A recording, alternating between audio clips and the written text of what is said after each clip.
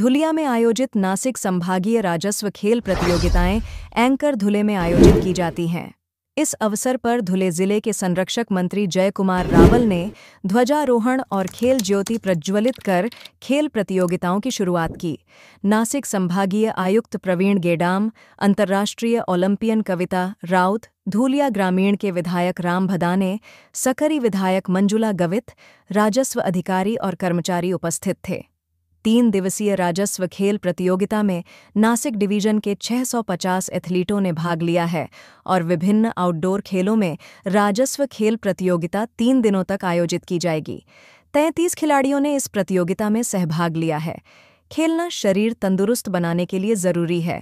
24 घंटे में हर आदमी ने 1 घंटा अपने तंदूर रस्ते के लिए निकालना चाहिए, ऐसा मंत्री जय कुमार रावल इन्होंने इस प्रतियोगिता का उद्घाटन करते समय कहा।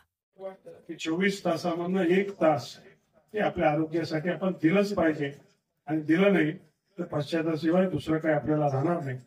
म्हणून या ज्या क्रीडा स्पर्धा असतात एक प्रकारे आपल्याला या सगळ्या गोष्टींना पुन्हा रुटीन लागण्यासाठी आपल्याला त्या दरवर्षी येत असतात।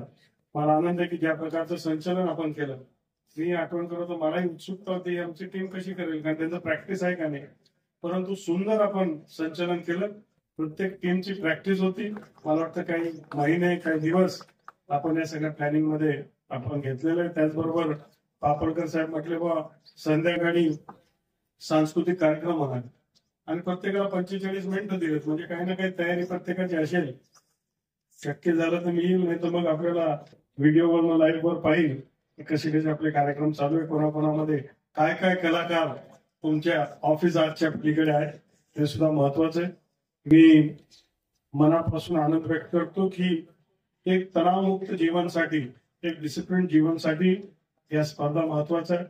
खरं तर धुळे जिल्ह्यामध्ये जे आनंद आहे, जसं देशामध्ये 12 वर्षानंतर कुंभ येत असतो तसं 10 वर्षानंतर आम्हाला ही संधी मिळत असते आणि मग धुळेचे लोकांनी खूप त्याच्यामध्ये प्रयत्न केले।